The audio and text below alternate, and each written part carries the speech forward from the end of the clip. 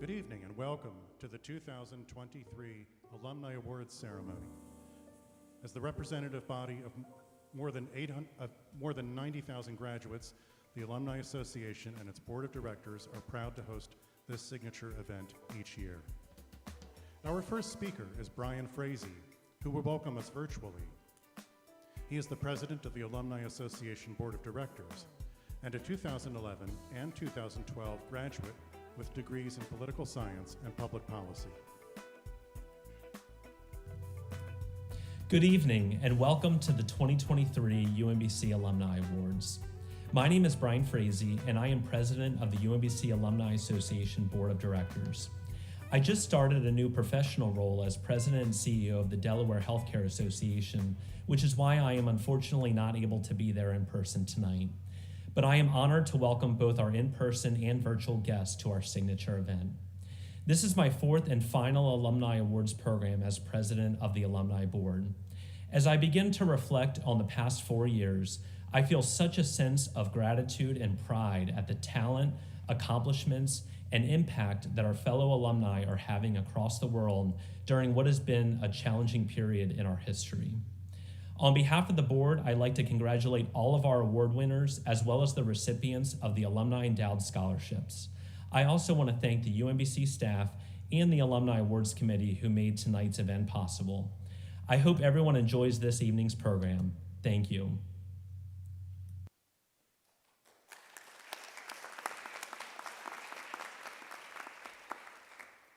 Now, please join me in welcoming Alumni Awards co-chair, Karen Woodard, who graduated in 1990 with a degree in English.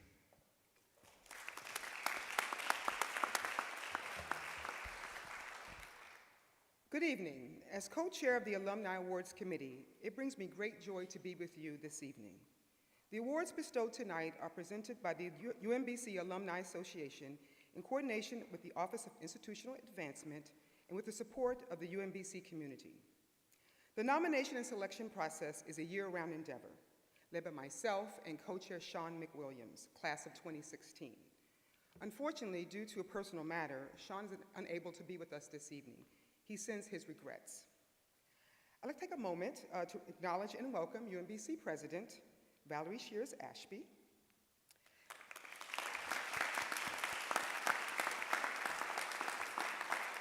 and university leaders, including deans, vice presidents, and vice provosts. Please stand or wave in the audience so we may acknowledge you.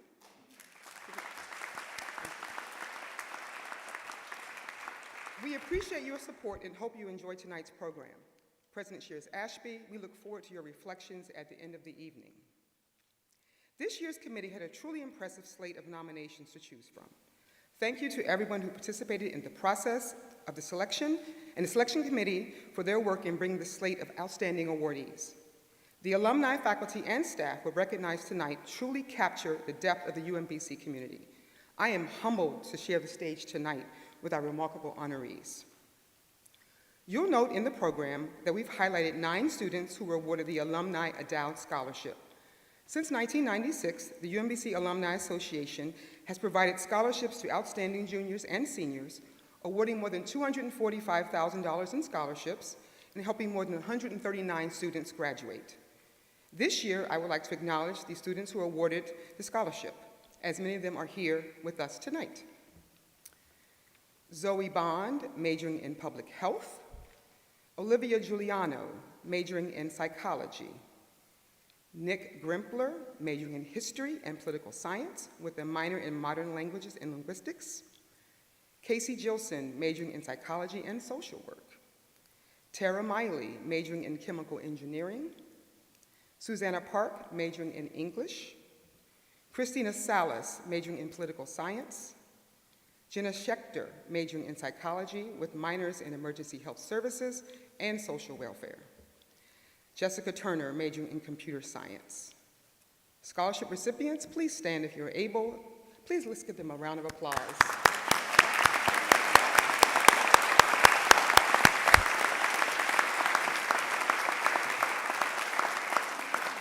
As an alumni board, we're excited to support each of you.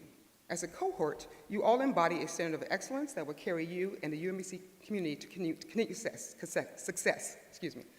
We are excited to cheer you on, and before long, I have a feeling we will see you on this stage accepting your own Alumni Award.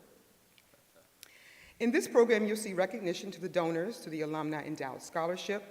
We thank you for helping to make it possible for the board to award these scholarships and help students achieve their goal of earning a degree from UMBC. Tonight is about celebrating individuals who have drawn from their experiences at UMBC to make a difference in their professional and personal communities. As we get ready to formally begin the awards presentation, I wanted to share that due to unforeseen circumstances, our distinguished service recipient, Dr. Anwisha Day, is unable to attend tonight, either in person or virtually. And we've decided to defer her award until next year's program. We look forward to celebrating her then. Please enjoy tonight's ceremony. We hope that you will enjoy hearing the stories of our award recipients and are inspired by the way they represent UMBC. Thank you.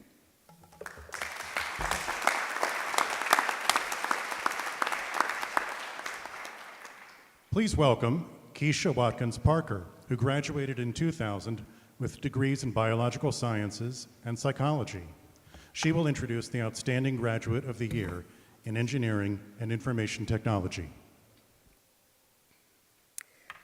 Good evening, everyone, and congratulations to all the honorees. Rooted in STEM, Dr. Anika Wayman has been an ambassador for UMBC's brand and consistently represents our mission with distinction. I have known Dr. Wayman for over 26 years and have been inspired by her work ethic, focus, mentorship, and community service efforts. From her previous roles as a fellow with the American Association for the Advancement of Science through to division chief at the U.S. Agency for International Development, USAID, she has forged key scientific collaborations and partnerships between U.S. government science agencies, private sector partners, donors, and other similar organizations. Her contributions have led to the procurement of nearly $100 million in aid, supporting nearly 400 collaborating scientists in various technical disciplines, spanning 57 countries, and the implementation of numerous research programs and policies. Her ability to forge key scientific collaborations prepared her for her current role as the Associate Dean for Shady Grove Affairs and Professor of Practice for the College of Natural and Mathematical Sciences at UMBC. Among many notable achievements, she has led the launch of the Bachelor of Science in Translational Life Science Technology program and the relaunch of the Masters of Professional Studies in Biotechnology programs. She oversaw the opening of 3 new teaching laboratories and serves as principal and co-principal investigator on grants totaling over $1.6 million to enhance the biotechnology laboratory capacity and curriculum. Wow. In her free time, do you have free time? She does. In her free time, she is the board president of Passion for Learning, a nonprofit organization whose mission is to help economically disadvantaged students prepare for post-secondary plans through STEM enrichment and college awareness programs. She is the board member for Capital Region Women in Bio and for scientific programs at Cecil and Hartford Community College. Her impact has been both local and abroad, and I didn't even mention all of them. Leading with a public service-driven heart, her contributions to her industry and community continue to reach diverse populations of future scientists. I am thrilled to be able to say congratulations to the 2023 recipient of the Alumni Award for Engineering and Information Technology, to Dr. Anika Wayman.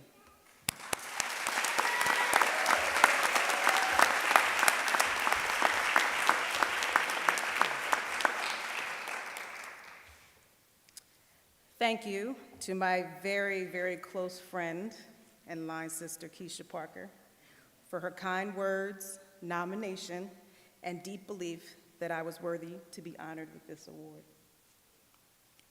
To the Alumni Awards Selection Committee, I know you had a tough job to choose one of the many accomplished alumni of the College of Engineering and Information Technology. So I'm humble and grateful that you selected me.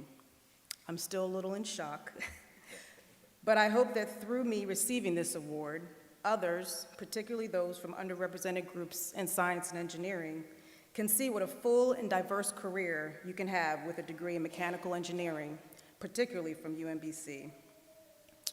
When I was a high school senior in Westchester, Pennsylvania, I applied to 6 schools. UMBC was not one of them.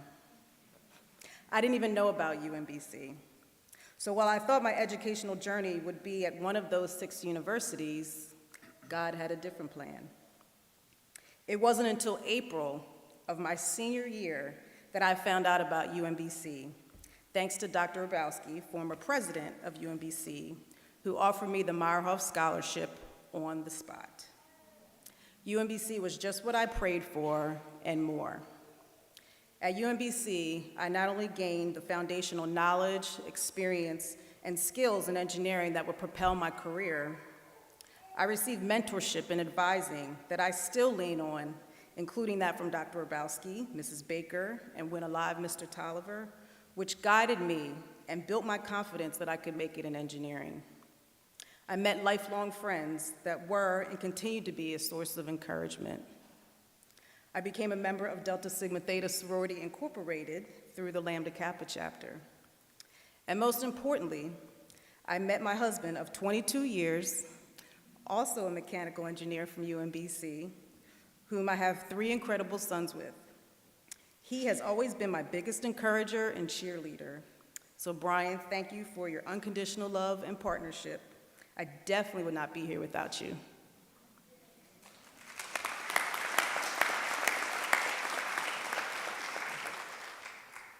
So with all of that, I of course love UMBC, like really love UMBC. When UMBC calls, I usually say yes. Yes to donations, panels, advisory boards. In fact, I love the university so much that I've now come full circle, and now, as mentioned, serve as the Associate Dean of UMBC's Shady Grove site for the College of Natural and Mathematical Sciences.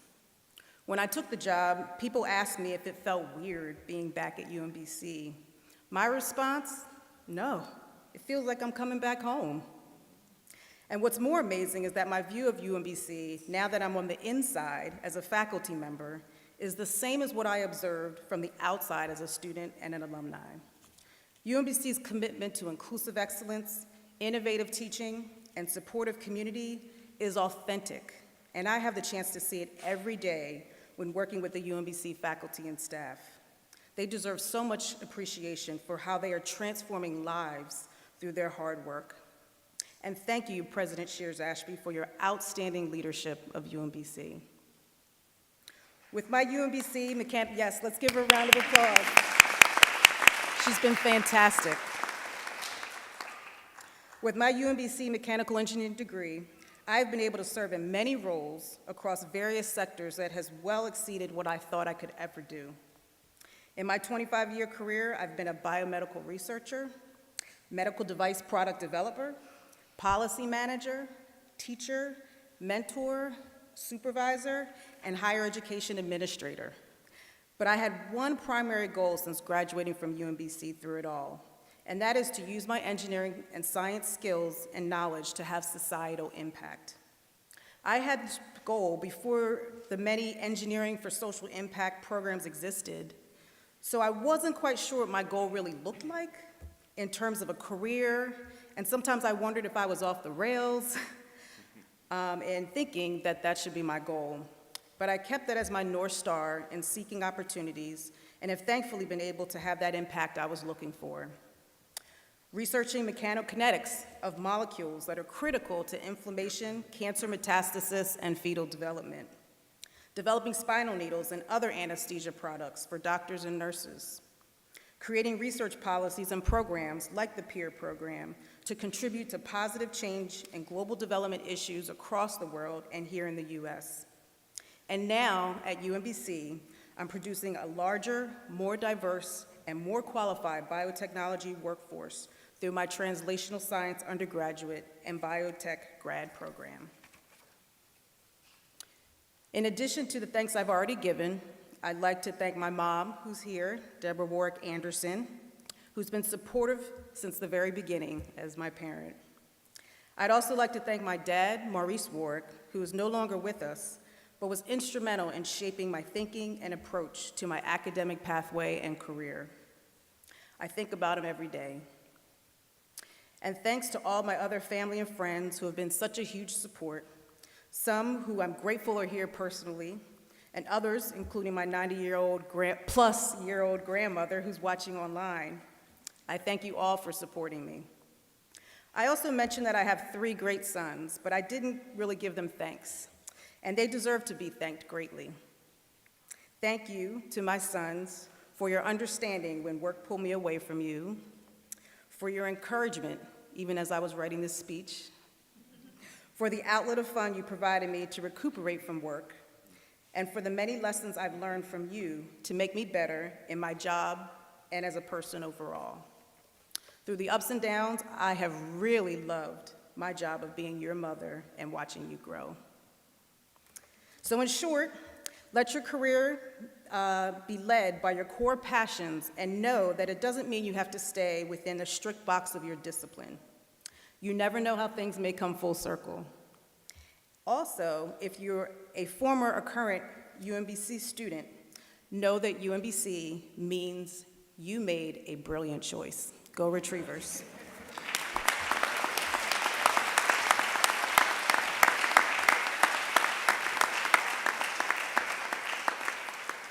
Please welcome John Stoley McAllister, Professor and Chair of the Department of Modern Languages and Linguistics and Intercultural Communication. He will introduce the Outstanding Graduate of the Year in the Humanities. As Professor and Chair of the Department of Modern Languages, Linguistics, and Intercultural Communication, it is a great honor to introduce our alum, Aaron Ralby. Dr. Ralby's journey is a testament to his insatiable curiosity and passion for language and memory. Not satisfied with traditional language learning approaches, he's embraced the opportunity to combine new technology with medieval memory techniques. He graduated from UMBC at the age of 19 as the valedictorian. He uses the rigor he honed here at UMBC to approach languages systematically rather than episodically. He's epitomized UMBC's celebration of curiosity throughout his education. Spending time as a professional adventurer before starting his company Linguisticator and pioneering novel ways to learn language, through Linguisticator and the help of software developers, Dr. Ralby has been able to create a groundbreaking program, Monks VR, a software for building and sharing memory places in virtual reality, where users can walk around the inside the grammar and vocabulary of the language, learning it spatially and experientially. From Cuban immigrants to the United States or Afghan and Ukrainian refugees, he has always worked to ease others' suffering. He has overseen the development of programs for Arabic, French, German, Italian, Spanish, Russian, Turkish, Mandarin, and Slovak, and is currently working on programs to teach ASL, Georgian, and Irish. Though Aaron is not able to attend in person tonight, we hope you enjoyed this video Dr. Ralby recorded as UMBC's 2023 Outstanding Graduate in the Humanities Award recipient. Hi, I'm Aaron Ralby, class of 2005, and I'm honored to receive this UMBC Alumni Award. I'm currently in Cambridge, England, where I now live and work, so I'm sorry that I'm not there in person to accept this award, but please know that I am definitely there in spirit, and I'm deeply grateful for this recognition. I was always passionate about languages, but UMBC gave me the structure and linguistic foundation to go on to really delve deep into their history, development, and how to learn them. At the same time, the close interaction I had with professors at UMBC and the flexibility and freedom to explore areas of interest and grow not just as a student, but also as a human being was transformative. I'm profoundly grateful to UMBC and my professors, such as Dr. May, Dr. McCrae, Dr. Field, Dr. Falco, Dr. Ermscher, and Dr. Orgelfinger. I'm also incredibly grateful to Dr. Rabowski for his guidance and mentorship, his unwavering support and care. UMBC fostered a love of learning that I carried with me through my master's at Cambridge, my PhD at Cornell, and beyond to my professional career. The people at UMBC understood that education continues beyond the institution. I absolutely love the work that I do, whether it's developing language programs or recording voiceovers or building memory palaces in virtual reality. I'm constantly learning, and I thank UMBC for promoting both the development of transferable skills and the need to truly master a subject fully, not just be digitally literate. Again, I'm sorry not to be there in person. I hope it's a great night. Thank you so much for this honor. I'm deeply grateful, and I hope UMBC continues to educate and inspire students in the same way it did for me for years to come.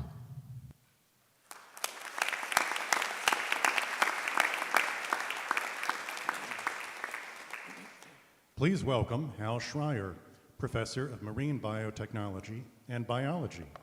He will introduce this year's outstanding graduate in Natural and Mathematical Sciences. Good evening. I'm thrilled to introduce Dr. Kay Beidel. Kay is a proud native Marylander who was born at Johns Hopkins University in Baltimore and grew up in Severna Park. As an undergraduate student, Dr. Beidel was a member of the Retrievers soccer and lacrosse teams and has been a supporter of UMBC athletics. He was a biology major and received his taste for marine research doing undergraduate research in Professor Tom Cronin's lab. He's also a student in the first advanced microbial physiology course that I taught at UMBC, where I like to think he gained his appreciation for the microbial world. Dr. Beidel joined the faculty at Rutgers University in 2005 and has since made significant contributions to our understanding of the impacts of climate change on marine ecosystems. His research has shown that rising ocean temperatures and increasing levels of carbon dioxide can alter the structure and function of marine microbial communities with potentially far-reaching ecological consequences.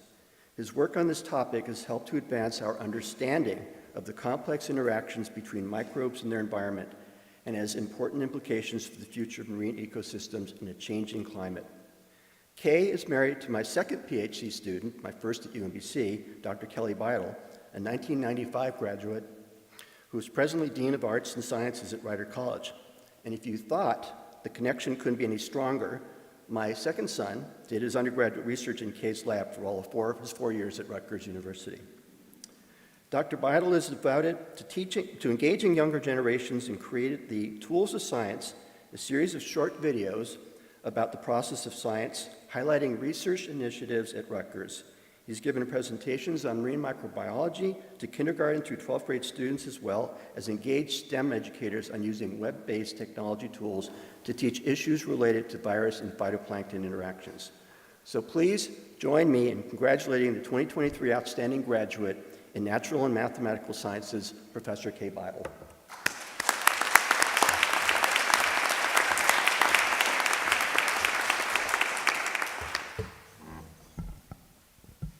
Hi, everyone. My name is Kay.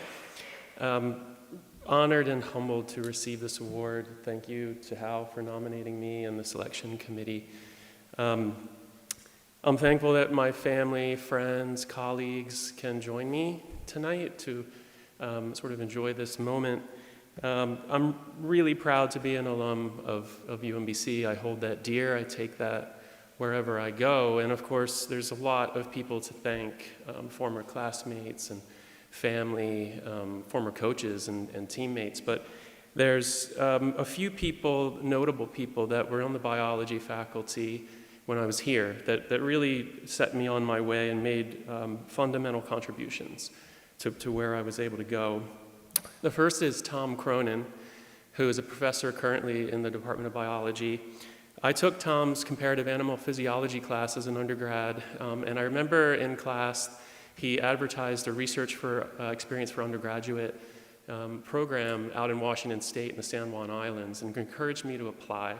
I got it, I was selected. That experience was transformative, and I brought a lot of that work back to me here at UMBC. I think I was a junior.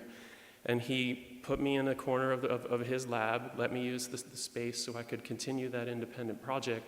But I also worked with him on mantis shrimp, Ommatidia, and vision.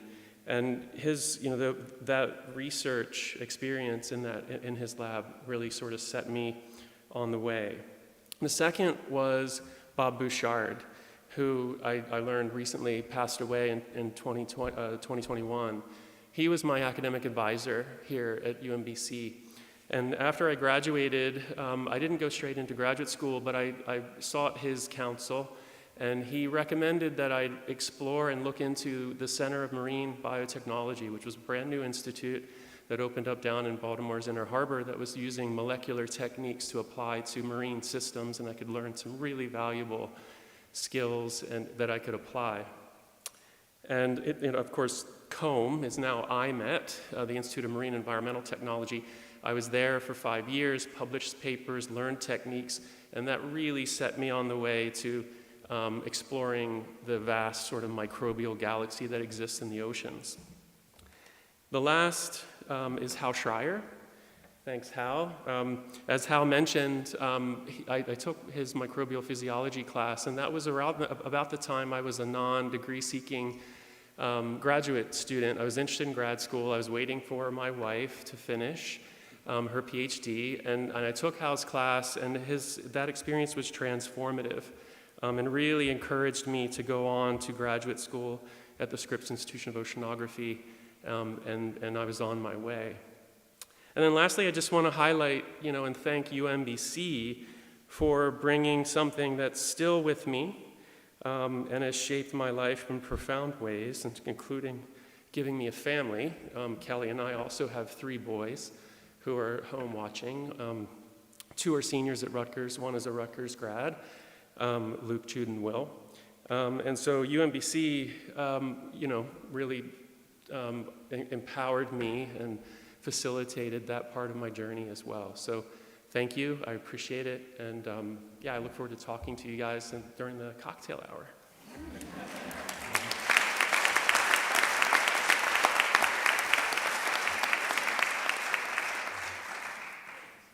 Please welcome Laura Antkowiak, Professor of Political Science and Director of the Sondheim Public Affairs Scholars Program. She will present this year's Outstanding Graduate in Social and Behavioral Sciences.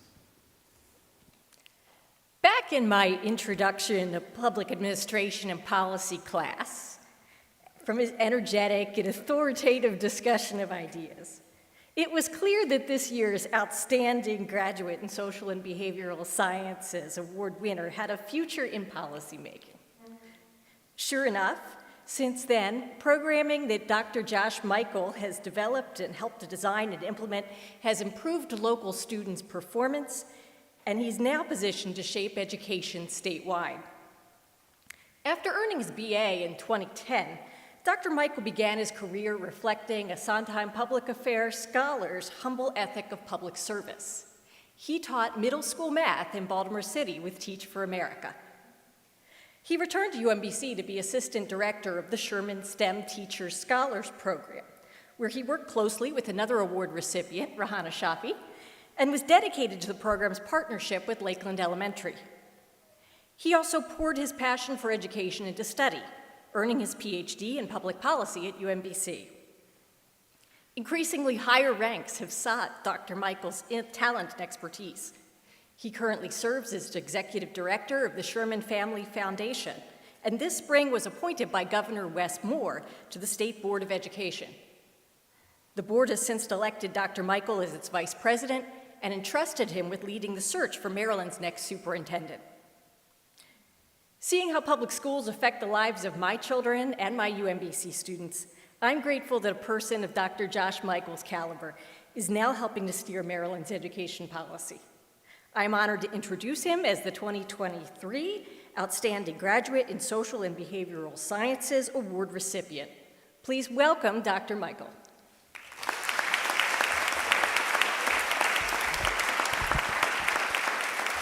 Thank you, Laura, for that warm introduction, and to our president, Dr. Shears Ashby, my dean who's in the room, Dr. Kimberly Moffitt, and UMBC family for this humbling recognition. Today I'll tell you a story about one of my first experiences at UMBC. It was 6:45 p.m. on a warm September Thursday evening. I took the elevator to the 10th floor of the administration building. I was here to meet the president. At a welcome reception a few weeks earlier, Dr. Urbowski said, "Write me a paragraph about yourself and come meet with me." And so I wrote, and Karen Wench confirmed a time the next week. And so there I was, alone on the 10th floor waiting area. I sat down on a couch, sweaty palms, waiting anxiously. And then I heard several big laughs, followed by a quick intro to a senior returning from a summer research fellowship at Duke, very impressive, and a warm embrace from Dr. Urbowski. We sat down, and Doc jumped into asking what I wanted to be in 10 years. When would I be getting my PhD? I was a freshman. And what were my dreams for the future? Cutting through my veiled hesitations, he uncovered my desire to one day lead in a way to improve the lives of children in Baltimore. I thought at that time that meant being the Baltimore City School CEO. He was a bit surprised. He asked why. Why this white boy from Howard County, said it just like that, with a high math SAT, wanted to teach in Baltimore. I told him about my grandparents. They were middle school sweethearts from blue-collar families in West Baltimore. And they thrived after attending excellent schools in Baltimore, Poly and Western. And then I talked about my time in high school as a student member of the state school board, where I learned just enough to know that I had many more questions than answers about improving public schools. I had come to realize that my grandparents' story was far different for too many black children and families in Baltimore today. Doc felt my hesitation and discomfort as a young white man grappling with privilege and palpable inequality. But he also saw my best and began pushing me to realize my potential as an educator and as a leader. He challenged me to ask hard questions. I knew I was planted in the right place, a place where I'd evolve and grow. More than one person, this community embodies inclusive excellence. It is here at UMBC where I developed voice and confidence to lead in public education. I knew UMBC and the Sondheim program was the place for me to deeply engage in the Baltimore community and grapple with tough questions about access and opportunity across lines of difference as I prepared for a career in public education. UMBC is my second home and the most formative community of my adult life. After teaching math for several years in Baltimore, the stars aligned for me to return to UMBC to work with the Sherman Scholars Program and complete my PhD in public policy. Today, I'm privileged to be positioned and prepared to ask, how will we improve the lives of children from all backgrounds in Baltimore and Maryland? Through UMBC, I met my dear mentor and friend Betsy Sherman, who's here tonight, and George Sherman, leading philanthropist at UMBC and in Baltimore for the past 30 years. Each day, I get to work with Betsy to steward her foundation to improve lives. She's a fierce advocate for children and families, and so our foundation contributes in ways that improve opportunity for young people in Baltimore. And while keeping up with my three beautiful young children, who I think are still in the room, Tessa, Caroline, and Joseph, alongside with my wife, Leslie, UMBC has blessed me with the opportunity to ask here in Baltimore and across Maryland, how might public schools, those we design for other people's children, match the expectations, hopes, and dreams that we've set for our own? For as a community, it is how we treat other people's children that demonstrates our collective belief in our future. Indeed, in the words of the late Elijah Cummings, our children are the living messages we send to a future we will never see. I have often been reminded here at UMBC, to whom much is given, much is required. I've been given more from this community than I could ever have imagined 18 years ago, and I'm just beginning to understand what's required. Together, I ask us to consider, UMBC, what's required of us? What hard questions will we grapple with? And how might we continue to improve our world together? Humbly and sincerely, thank you.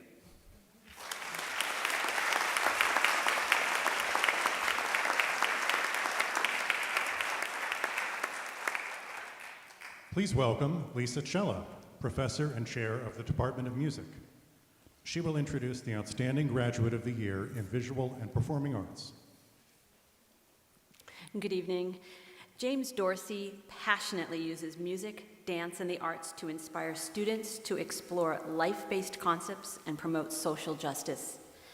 His commitment to nurturing creativity in his classroom has his students creating original music, stage productions, and portfolios that not only express but celebrate their diverse perspectives. As a teacher, he is changing the face of education through his work as a roster artist at the Maryland Centers for Creative Classrooms. He collaborates there with teaching artists and administrators to develop arts-integrated instruction and facilitates teacher exploration of the application of music across disciplines. He is a leader, a collaborator, and an innovator, embodying the attributes of a UMBC graduate. At UMBC, he stood out from the beginning. He was awarded a prestigious Linehan Artist Scholarship, and he graduated with degrees in both vocal performance and music technology. We, in the music department, we knew he was special from the beginning. We could tell. He was a joy to have in the classroom. He was smart, he was creative, he was fearless, and he was gentle and kind. Even before graduating, his art explored critical concepts like finding identity and empathy, which manifested in an original album of pop and electronic music. We were so pleased to see he used both his degrees as he wrote, produced, recorded, and performed everything there. Now a teacher with the Prince George's County Public Schools, James brought this mindfulness and creativity into his own classroom and has emerged as a leader in arts education. His work helps future educators consider not only effective practices in teaching music, but how education can help build more empathetic communities through music creation. We in the music department are so proud of him, and I appreciate that he still shares his creativity and passion with us here at UMBC. I'm incredibly excited to introduce to you the 2023 Outstanding Graduate in Visual and Performing Arts, James Dorsey.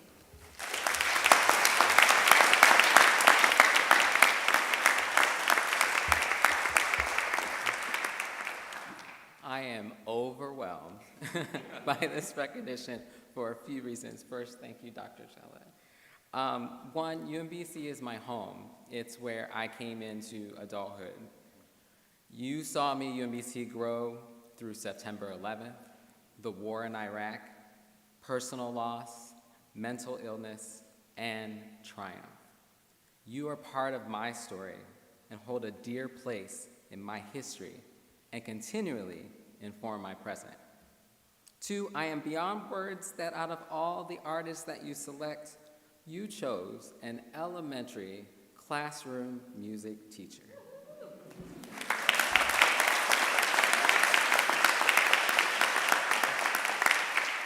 There are many performing artists who have amazing products, administrators who advocate for arts and education, and they deserve their flowers. And tonight you chose me. In a hierarchy of public perception of music teachers, elementary music teachers are often not seen as skilled and specialized as some of our colleagues in middle and high school settings, particularly because their products involve going to festival and receiving superior ratings and seeing their students be accepted into colleges and careers. Our products at the elementary level, you guessed it, hot cross buns on recorder, handbells, and recently, ukulele. When I attend conferences and interact with people in other contexts, I have felt the difference in how elementary music in the classroom is viewed. But the kids, the families, my amazing staff, they recognize the individual journeys of our young and brave students and see everything that they share of their products and processes as golden. Our products also include stage productions. Yes, they are extra. They are extra. The kids and I, we write the scenes, the dialogue, we choreograph together, we create original lyrics and melodies. I help a little bit with the production, and we showcase this to our community. It's not the music of the Wizard of Oz. It's in the style of the music that means so much to our community. All of our creativity is rooted in big ideas, ideas that relate to our shared human experience and how we interact with our world. I am blessed to get to help students express their messages and respond to their cultures through creating. It sets a precedent that the arts are a natural way to respond to the issues of our community, self-expression, coping with change, and social justice. This work goes beyond putting our work on stage. It's about making sure our young people have the opportunity to affect positive change, no matter their background. Everyone deserves the chance to create. When you create, you bring your unique point of view and your lived experiences out into the world, and this can't be argued with. The products and the process you took to create them is a special chance to reveal you. But in experiencing someone else's creation, a surprise awaits. I remember growing up and watching music videos and listening to full albums, memorizing the lyrics. Okay, some of them were albums, some of them were CDs, you know, the insert with lyrics. Yeah, I followed along. Thinking I was learning how spectacular these artists were of the 80s and 90s, and they are iconic. But through their bravery, to share their triumphs and struggles and suggestions for how to groove through life, they held a mirror to me, helping me discover who I am and how I might be. I think sometimes we fear creating because we know that it reveals so much about who we are. We might not like what we see, or more importantly, we might discover how powerful we can be. The power to choose to enact positive change and impact on those we share with. I am forever grateful to UMBC for allowing me to create my experience as an undergraduate student. I enjoyed the creativity of performing through singing as I began my journey here, but I knew I had to create. With the help of such supportive music department staff and faculty, we were able to create a pathway for me to study both vocal performance and music technology and a minor in writing, and do so within the 4 years of my Linehan Artist Scholarship. At the end of my years at UMBC, there was a student campaign called Make UMBC Yours. I was grateful and honored to be featured in that campaign, I think through some photos and a story. That campaign was and is what makes UMBC great, a place where you can create your own experience, cultivate who you are, and hope to be through how you learn and who you invite into your creative process. Mine at UMBC ended with an album project in which I got to sing about what I was learning about. The power I felt as I responded to my work, as I saw people respond to my work, made me consider I might need to become a teacher.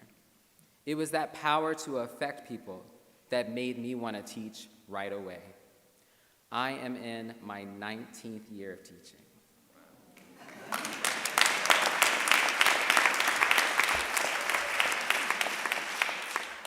I took a nap today. And I have only seen my desire to help others find their strength and voice through creating grow exponentially. I've seen so many young people find their courage to innovate, express themselves, call people to change, and connect with each other through our collaboration in creating meaningful dance, music, and drama. The act of creating so often and so deeply in education is radical. As a teacher, when you're creating, you relinquish the illusion of control and ground yourself as a rock for those who want to help with their creative process. Creating does away with that mentality, I am the teacher filling your bucket. With what I've come to know, through my very specific point of view. Creating means that I am facilitating you discovering just how much your brain, your bucket can hold, how much that bucket can expand, and most importantly, that you have the power to help others fill their bucket with positivity as well.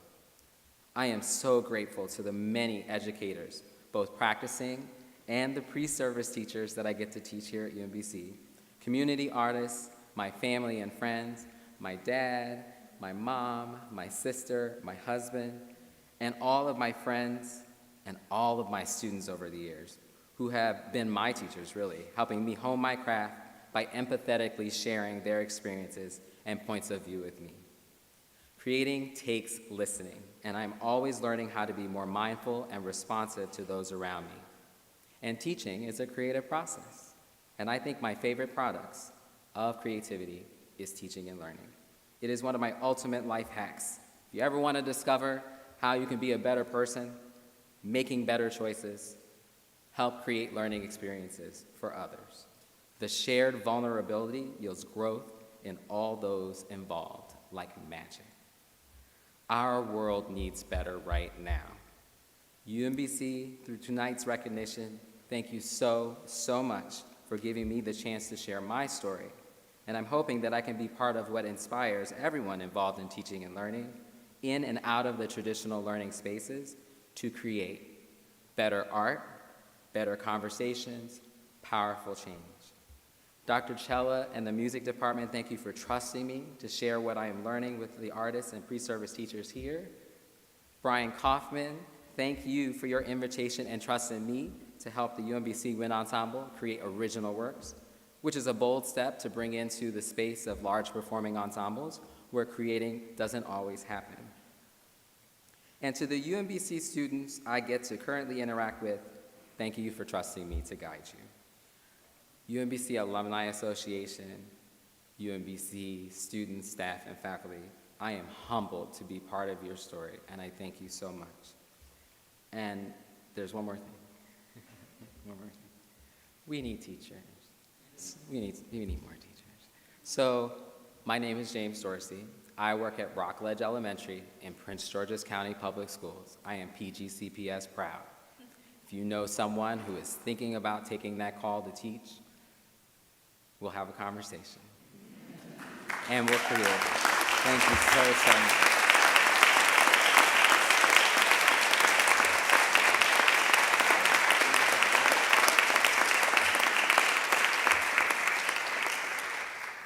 Please welcome Yujin Kang, who graduated in 2015 with a degree in interdisciplinary studies and modern languages and linguistics.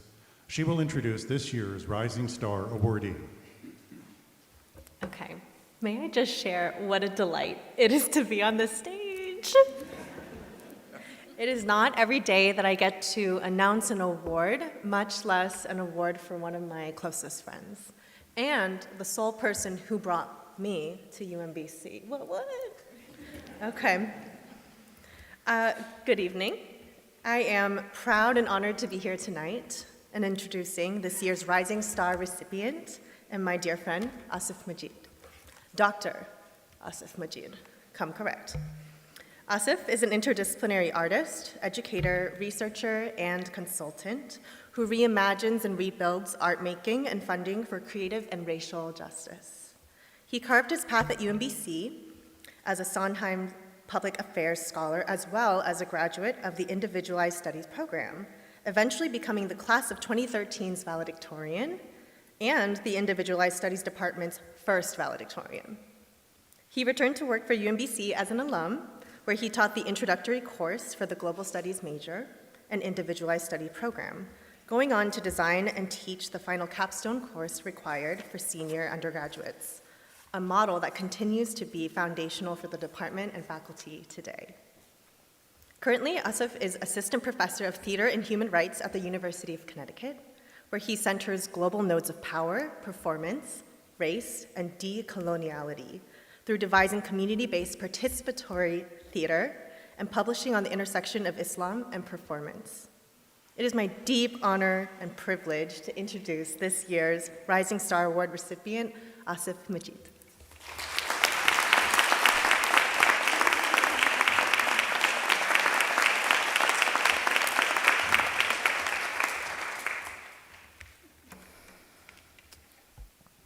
I begin in the name of God, the most beneficent and most merciful, without whom nothing is possible.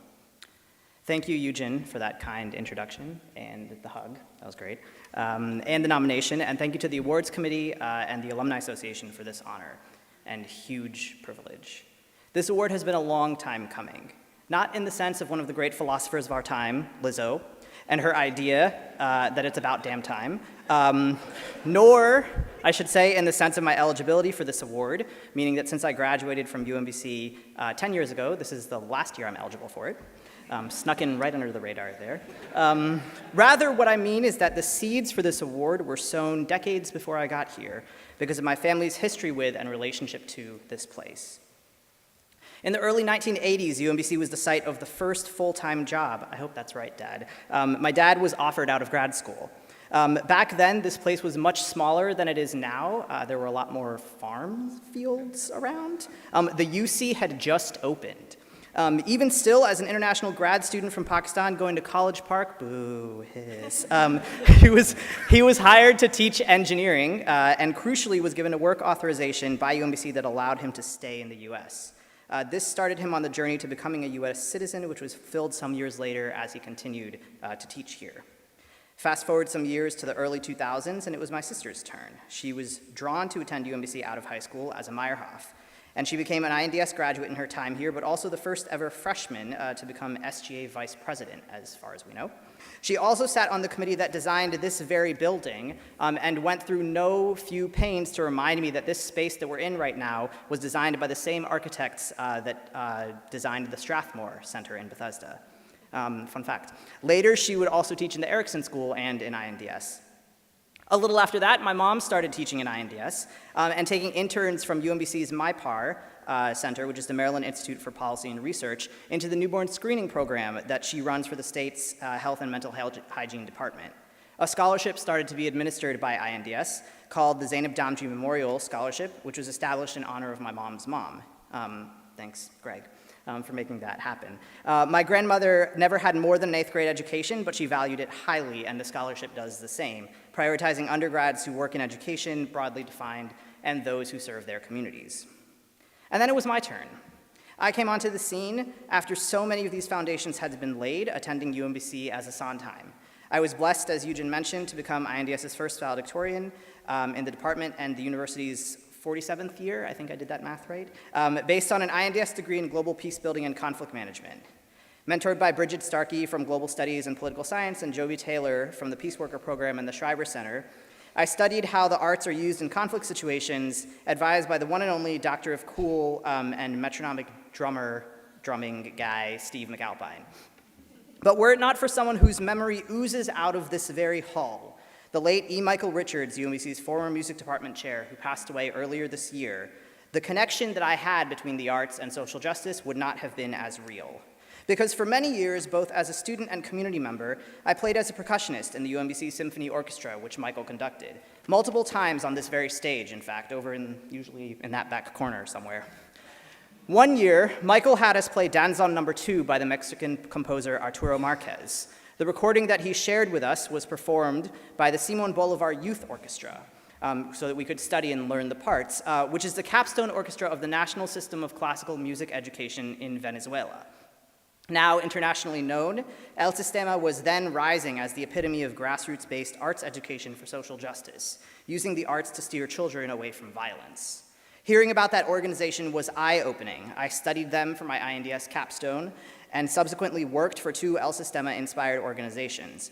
All of this helped launch a global career, taking me from Morocco to Kenya to the United Kingdom and many places in between, focused on the intersection of the arts, education, community, and social justice. I say all of this to say that a rising star must rise from somewhere. And along the way, if they're lucky, they get to meet really extraordinary people, such as my wonderful wife. But were it not for UMBC, I'm not sure, A, that I would have met her, because I wouldn't have been the person that I was, but moreover, I'm not sure that my star would have risen as high as it has.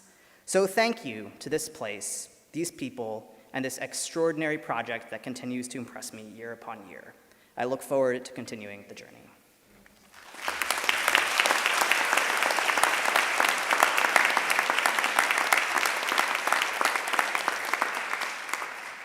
Please welcome Daniel Zuckerbrod, class of 2015, Rebecca Baldwin, class of 2013 and 2014, and Natasha Ulugemoa, class of 2017, who all have degrees in computer engineering. They will introduce this year's Outstanding Faculty Award recipient. Good evening. It's our honor to present this year's Outstanding Faculty Award. This award is given to a faculty member whose extraordinary teaching motivates students, provokes them, and has a lasting influence on their lives. Dr. LaBerge is the embodiment of these ideals. He's an advocate for all students, and especially women. Through his diligent volunteering as the mentor for the Center of Women in Technology Scholars, he quickly and efficiently eased my concerns about entering this male-dominated field of computer engineering. Throughout my undergraduate and graduate careers, Dr. LaBerge checked in with me, he counseled me on all of my decisions, and he celebrated all of my successes. He is approachable, professional, and passionate about student success. During a discussion on ethics, I pointed out afterwards that all the unethical examples were done by women, and Dr. LaBerge graciously took the feedback. Dr. LaBerge supported and counseled me even on my worst days. Those were the days for chocolate or a can of soda or both. I asked Dr. LaBerge to be a TA for a challenging class for which I was the only female. Dr. LaBerge did not discourage me, but instead told me to get a better grade, which I did. The anecdote here is that I ended up being the only female again in the class, but as a TA. His guidance ensured that I was successful in my classes and that I graduated on time.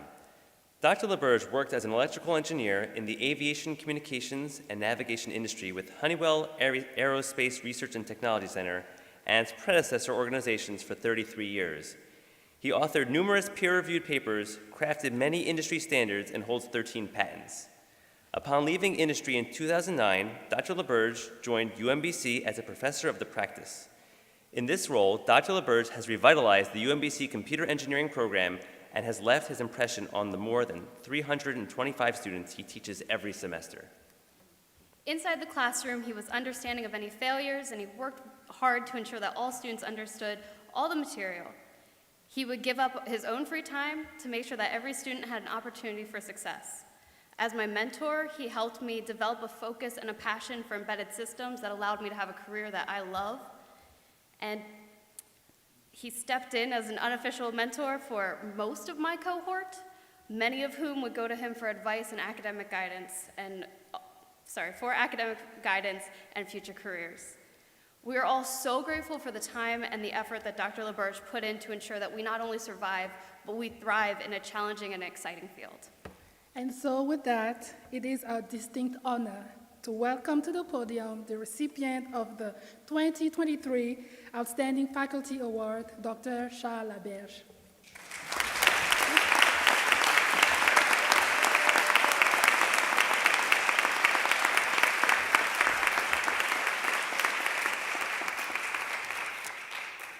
My remarks are short, so I'm going to take a minute to tell a couple of stories. First of all, I want to thank my family for their support in being here tonight.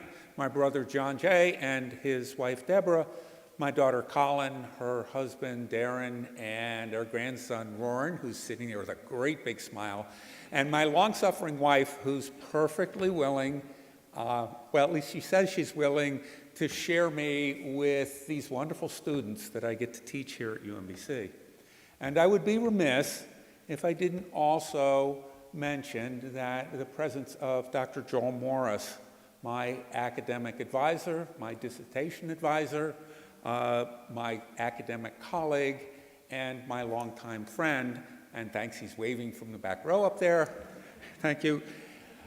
At age 46, I decided that I would go back to school and get a PhD while working full-time for Honeywell. And on a beastly hot August day, I came into a conference room to meet the person who had been assigned as my temporary academic advisor, Dr. Joel Morris. As I walked into the room, I looked at him and I said, "I know you." And he looked at me and he said, "I know you too." It turns out that Joel Morris, while a PhD candidate at Johns Hopkins, was a teaching assistant in the first engineering course I took as an undergraduate in 1970. So Joel and I have known each other a long time, and I'm so happy that he could join us tonight. Okay, now the short remarks. Thank you to Rebecca and Daniel and Natasha for your kind words. Thanks to Karen Woodward and the members of the selection committee, and to Brian Frazee and the other members of the alumni board. My wife, Lorene, is an Outlander enthusiast. From either the novels or the audiobooks or the TV series, I remember that Nyawene, a wise woman of the Tuscarora Nation, prophesizes that Claire, the protagonist of the whole story, will only come into her full power when her hair is white. I mention this because I kind of feel that Nyawene's prophecy applies to me. First of all, I meet the qualification. Second, although I spent more than 3 decades doing what we tell our ENES 101 Intro to Engineering students that engineers do, that is, designing and building things, it's only since I came to UMBC in 2008 that I have this sense of reaching my full power. I've turned from producing things to producing young engineers who will in turn and have in turn and do in turn go off into industry and go out and produce and design things. And now comes this award, which is given for effectiveness in motivating students in ways that have a lasting influence in their lives. Those who nominated may all graduated before 2017. So they've all had a while to make this determination. It's an awesome honor and truly humbling to realize that they think I've had that kind of impact. It's as if the Brooklyn Bridge told John Roebling that he did a good job. So thank you from the bottom of my heart to my nominators, Rebecca and Daniel and Natasha, of course, but also Stephen DiBenedetto and Travis Ward and Ali Ahmad, and by extension to the other 650 computer engineering grads who've passed through my classrooms, to Chris and Josh, to Caitlin and Morgan, Rachel and Sam, Randy and Sekar, Andrew and Tamor, Ezekiel and Xavier, to all of you. You've given me this chance to reach my full power and then recognized me for the impact that I've had. I'm ever so grateful for the opportunity to pass on what may pass for wisdom. Upon receiving a similar award, the renowned teacher of physics and Nobel Prize winner Richard Feynman said, "I am very pleased to be honored for doing something that I so thoroughly enjoy." His words express my feelings exactly.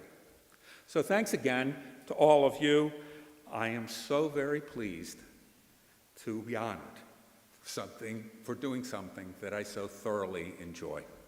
Thank you.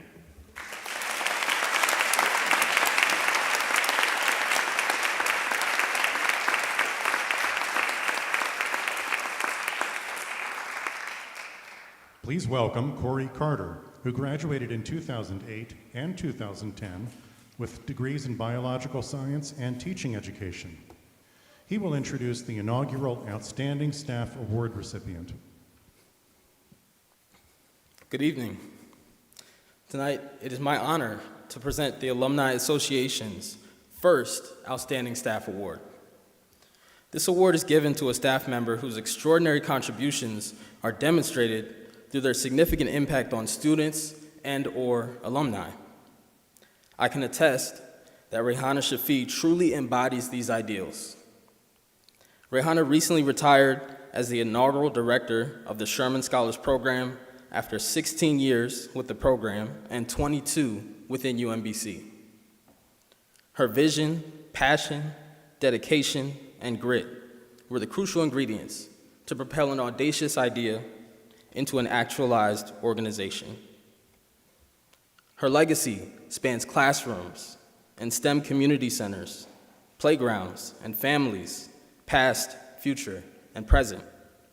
Her work has touched many lives and started hundreds of careers, so it is fitting that she is the inaugural recipient of this award. As a proud alum of the Sherman Scholars Program, Step 2, I can attest to the profound impact Rehana has had on my life and career, and those of countless others.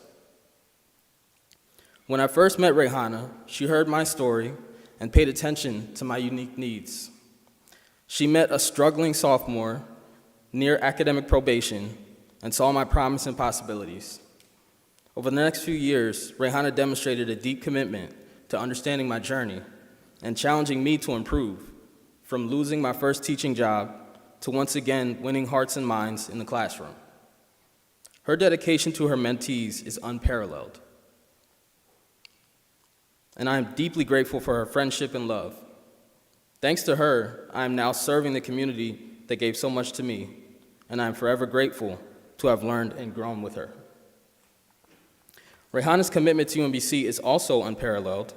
She is the past president of UMBC's Professional Staff Senate and served on numerous campus committees, most notably as an inaugural member of UMBC's Title IX Board, Inclusion Council and Implementation Team, Initiatives for Identity, Inclusion, and Belonging, I3B, and the Sherman Center for Early Learning in Urban Communities, Campus Advisory Committee.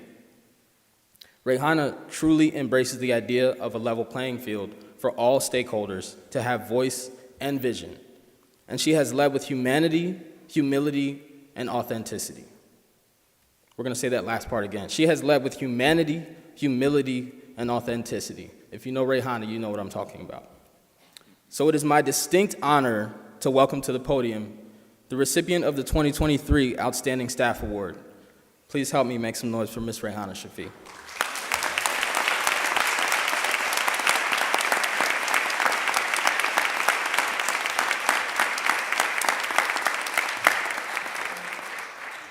Thank you, Corey, for your friendship and your collegiality and your strong support as an alumni of the program. Before I read the words on my paper, I also have to say thanks to James for his nearly 2-decade commitment to children. I'm a crier, don't mind me.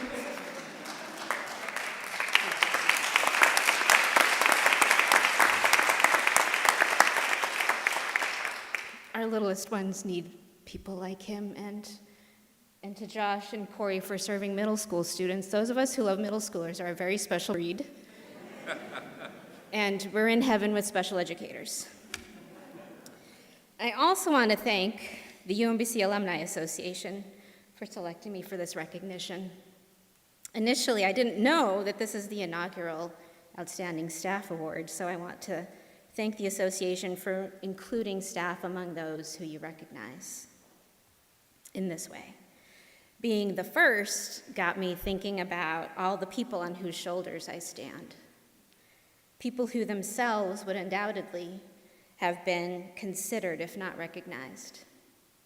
I have had the honor of working closely with and learning from the likes of Michelle Wolf, Jill Randalls, and Lamont Tolliver, to name just a few. Giants. Those of you who know, know. Speaking of Lamont, he used to say that a speaker's job was to finish talking before you all finish listening. And I know I stand perilously between you and the reception. So I will be brief. This award is to, quote, honor extraordinary contributions as demonstrated by significant direct or indirect impact on students and or alumni. The essential, the essence in how we do what we do at UMBC and in the Sherman program is with. Impact happens inside of relationships. My scholars and alumni gave me the most precious gift, the gift of trust. the trust to walk with them as they studied and mastered their content, the trust to walk with them as they practiced and improved their craft of educating our children, the trust to walk with them to learn about and with Baltimore, the trust to walk with them as we explored our social lenses, positionality, and cultural humility, and as we shared our stories, opening ourselves up to each other in ways that sometimes felt raw and difficult, and other times was uplifting and liberating. One of my alumni told me that I am terrible at receiving praise, and that I'm not supposed to be humbled by it or try to share it with others. He's the pot calling the kettle black, I just have to say. But the way I see it, this work, this way, isn't an individual endeavor. I am, and I am how I am, and I do how I do because of my parents and siblings, because of my husband and children, because of my colleagues, and because of my scholars and alumni. When I look at what I've achieved, I've done so much with so many in community and through relationships. While I do get to walk away with an award, I will always humbly share this praise. Thank you.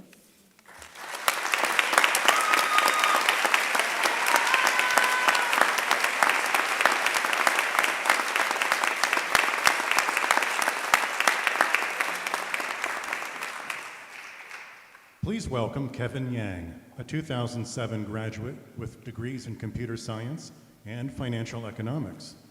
He serves as the Executive Vice President and Vice President of Finance for the Alumni Association Board of Directors. Good evening. On behalf of the Alumni Association Board of Directors, I want to congratulate all of our outstanding award recipients.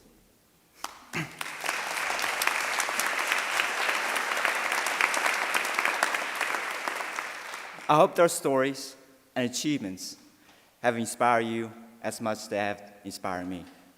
Actually, let's give them one more round of applause.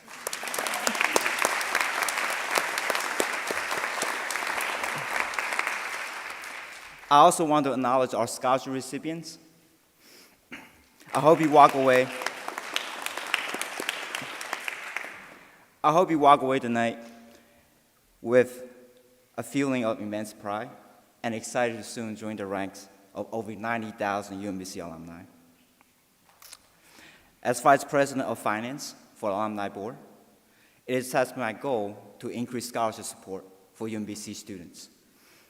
Thank you to all donors who have generously contributed to the Alumni Endowed Scholarship. Thanks to each of you for attending the 2023 Alumni Awards, both in person and virtually. Now, please join me in giving a warm welcome to President Valerie Shears Ashby. She will offer her reflections and closing remarks.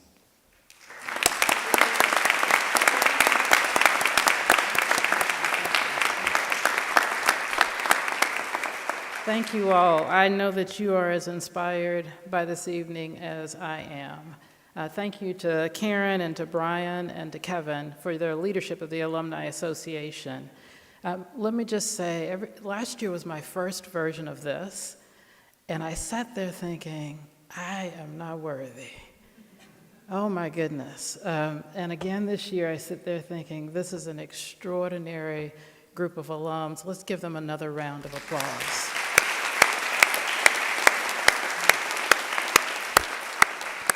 So I am a reflector, and as I was sitting there, I was making notes thinking, gosh, these are lessons that we all should carry with us.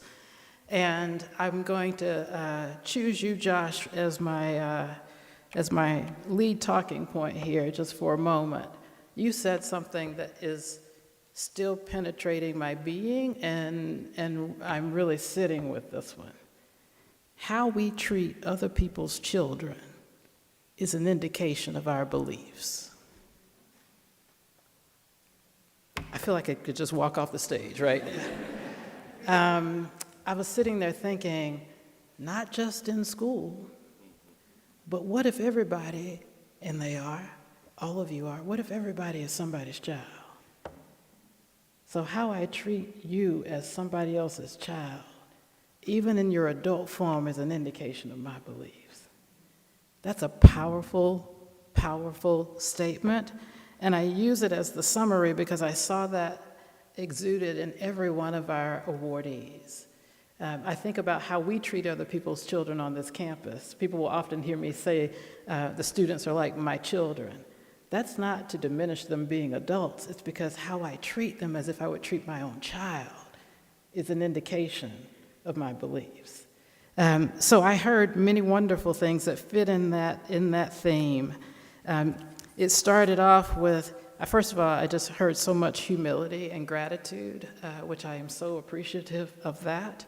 But I heard that when you come to a place like UMBC, you will find mentors and faculty who help you exceed what you thought you could ever do. That's how I would want somebody to treat my child, and I hope that's how we are treating other people's children. I also heard that here at UMBC, you found flexibility and the freedom to grow, not just academically, but as a human being. That's what I would want for my child.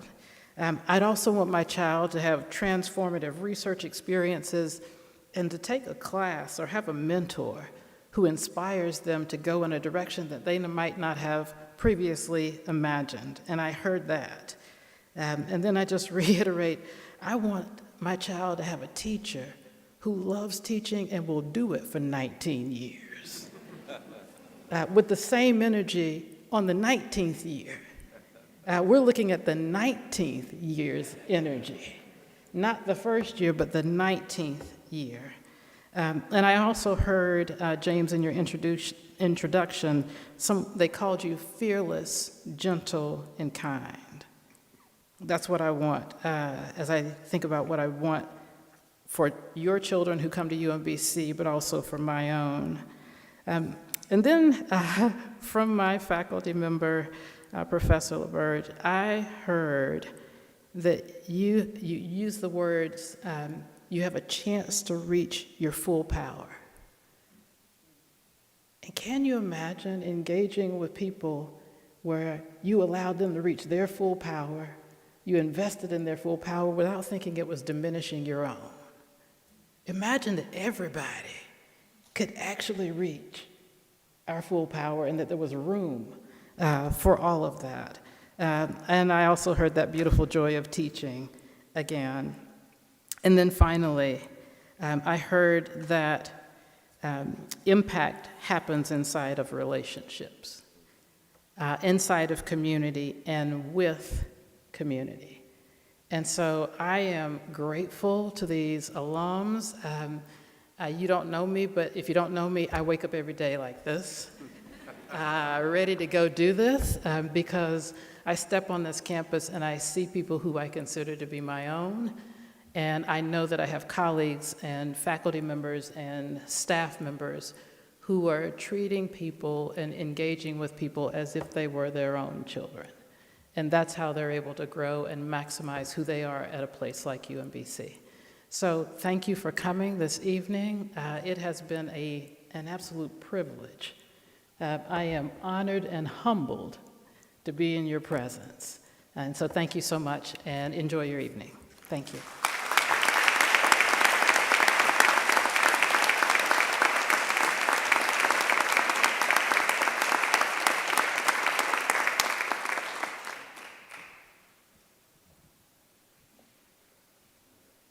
Thank you again for joining this evening's event. For those online, thank you for viewing. For those in person, please join us in the Dance Cube on the 3rd floor for a reception to celebrate tonight's honorees.